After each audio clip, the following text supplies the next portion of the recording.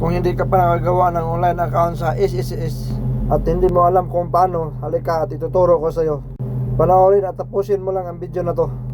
At kung wala ka pang application sa My SSS, punta mo lang kayo sa Play Store at mag-download. Kung nakapag-download na kayo, buksan niyo at punta na kayo sa Create My SSS account. Pag napindot nyo na ang Create My SSS account, ito na ang lalabas. Tapos pindutin nyo ang Create Now.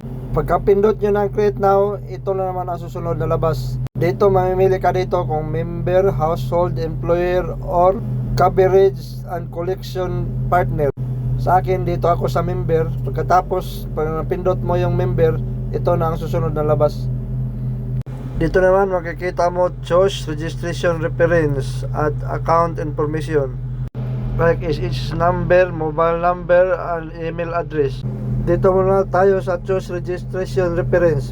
Dito may choices na savings account number, UMID card, employment, household ID, payment reference number.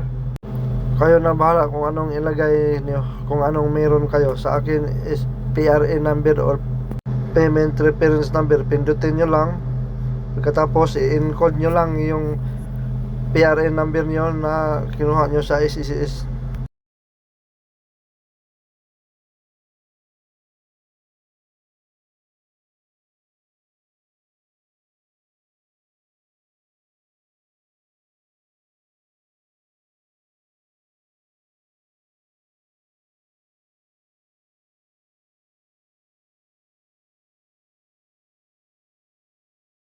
Pagkatapos may lagay ang PRA number, dito na tayo sa account information. Sa SSS number, kung maglagay kayo, wag nyo na isali yung mga dash. Number lang yung ilagay nyo.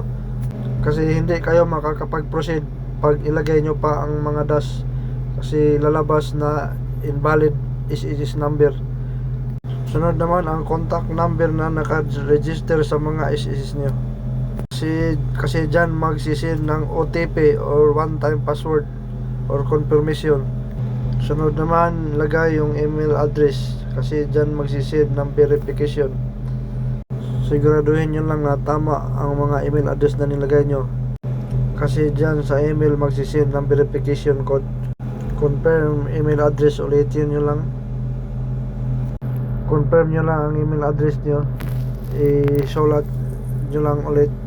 Tapos dito na tayo sa preferred user ID. Magawa ka ng user ID, kayo na bahala kung anong ilagay yung user ID. Pagkatapos maglagay ng user ID, confirm mo ulit yung user ID. Pagkatapos nyo na-confirm yung user ID, magagawa na tayo ng password. So sa password, siguraduhin nyo hindi nyo makalimutan or isulat nyo lang sa papel para hindi makalimutan.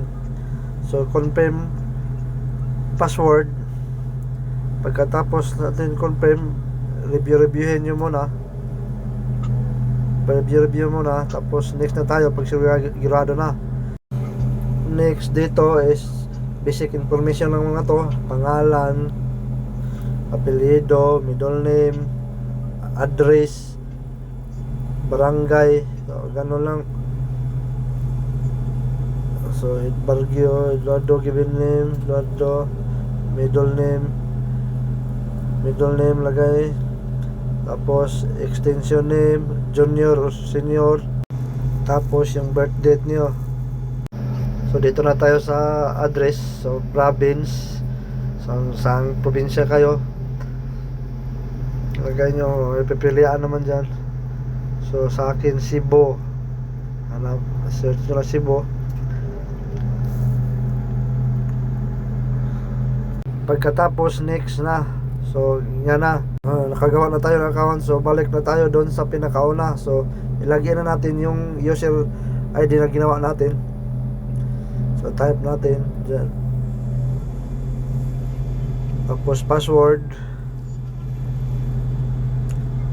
sign in nyo na. Lagay nyo na password nyo. Tapos sign in. So yan. Hintayin nyo yung OTP na isin sa'yo sa number nyo. Tapos i-contact kayo sa message, i-copy nyo lang, tapos i-paste. Tapos yun na ang lalabas. Ganito na siya. nakapasok na tayo sa SSS. So dyan makikita nyo na lahat ng contribution nyo, kung ilan na yung contribution nyo, ilang taon na kayo. So yun na guys, no. So sana nakatulong, at paki-like, follow and share. Maraming salamat.